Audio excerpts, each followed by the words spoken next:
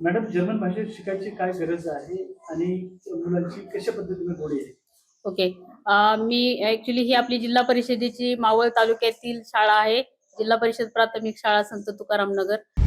आता isakal.com आहे देशातील नंबर 1 ची मराठी न्यूज वेबसाईट. प्रत्येक अपडेटसाठी isakal.com ला नक्की भेट द्या.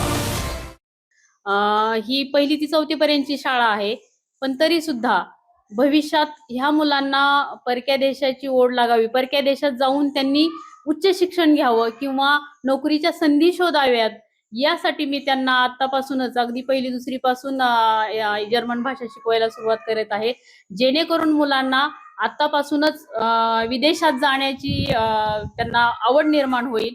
आणि मुळात ही भाषा वेगळी आहे. जर्मन भाषा ही एकदम वेगळी आहे. त्यामुळे मुलं इतकी आनंदाने शाळेत रोज येतात. एकही दिवस मुलगा ॲब्सेंट राहत नाही. अगदी आजारी असेल तरी मुलं शाळेत येतात.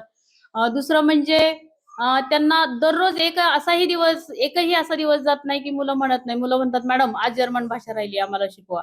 आणि जवळ-जवळ मुलं सगळ्या ग्रीटिंग्ज म्हणजे आपण एकमेकांना भेटतो तेव्हा काय म्हणतात किंवा छोट्या-छोट्या वाक्यांचं ते कन्व्हर्सेशन जर्मन भाषेत करतात. 1 ते 10,000 पर्यंत अंकसंख्या ते जर्मन भाषेत सांगतात. किंवा स्वतःची माहिती ते जर्मन भाषेत सांगतात. इथपर्यंत मुलांची प्रगती आहे. आणि अजूनही माझा मानस आहे की आणि मी हे सगळं स्वतः ऑनलाईन क्लास करते आणि शिकवते. मी कुठलाही प्रोफेशनल क्लास पण बघतोय.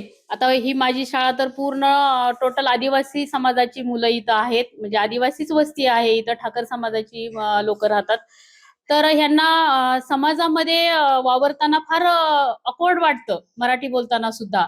मी त्यांच्यामध्ये आत्मविश्वास निर्माण करते. तर आम्ही फक्त मराठी आणि इंग्रजीच नाही बोलत, तर आम्ही जर्मन भाषा सुद्धा बोलतो. जेणेकरून मुलं ही जेव्हा बाहेर पडतील त्यावेळेस त्यांचा स्वतःचा एक आत्मविश्वास असेल आणि ती समाजामध्ये वावरतील.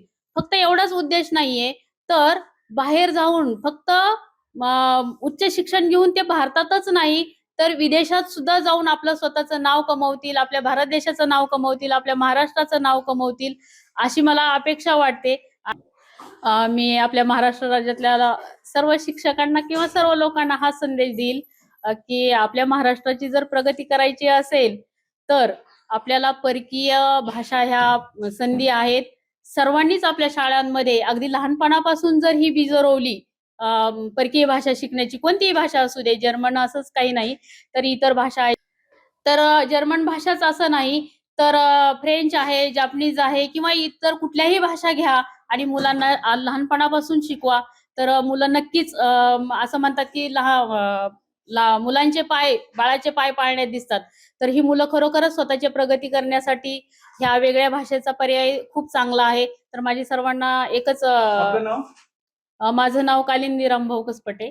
Ich bin Viraj, ich bin Tudan, ich bin Akjaral, ich wohne in Sant Tukaram Nagar. Ich spreche Marathi, English und Deutsch. Mein Hobby Singen und Tanzen. माझे नाव अनुष्का आहे. मी विद्यार्थिनी आहे. मी जिल्हा परिषद प्राथमिक शाळेत शिकते. मी संत तुकाराम नगरला राहते. मी मराठी, इंग्लिश आणि जर्मन भाषा बोलते. माझे छंद गायन आणि नृत्य आहे. Ich bin Anushka, ich bin Studentin, ich wohne in Sant Tukaram Nagar. Ich spreche Marathi, English und Deutsch. Mein Hobby sind Singen und Tanzen. देश विदेशातील प्रत्येक घडामोडींचे लाईव्ह अपडेट मिळवण्यासाठी आता साम टीव्हीच्या सर्व सोशल मीडिया प्लॅटफॉर्मला लाईक, फॉलो आणि सबस्क्राईब करा. तसंच सर्व नोटिफिकेशनसाठी बेल आयकॉन प्रेस करायला विसरू नका.